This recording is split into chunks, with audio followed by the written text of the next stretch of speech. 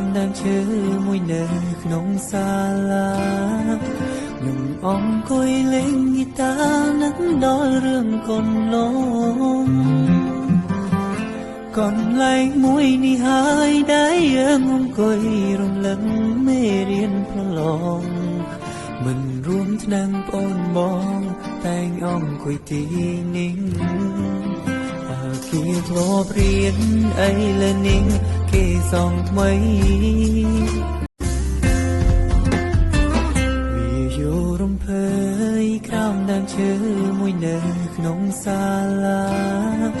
ខ្ញុំអង្គុយលេងហ្គីតានឹកដល់រឿងកូនលង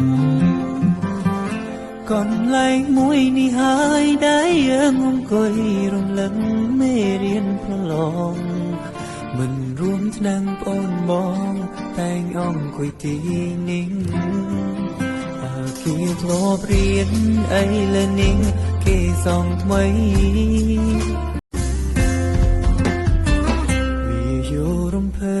យក្រោមដើមឈើមួយនៅក្នុងសាលាខ្ញុំអង្គុយលេងហ្គីតានឹកដល់រឿងកូនលងកន្លែងមួយនេះហើយដែលយើងអង្គុយរំលឹកមេរៀនប្រឡងមិនរួមឆ្នាំងប្អូនបងតែងអង្គុយទីនេះគេធ្លាប់រៀនអីលើនេះគេសងថ្មីវាយោរំភើយក្រោមដើមឈើមួយនៅក្នុងសាលាខ្ញុំអង្គុយលេងហ្គីតានឹកដល់រឿងកូនលង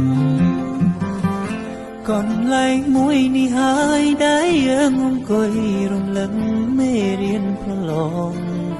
មិនរួមឆ្នាំងប្អូនបងតែងអង្គុយទីនេះគេធ្លាប់រៀនអីលើនេះគេសងថ្មី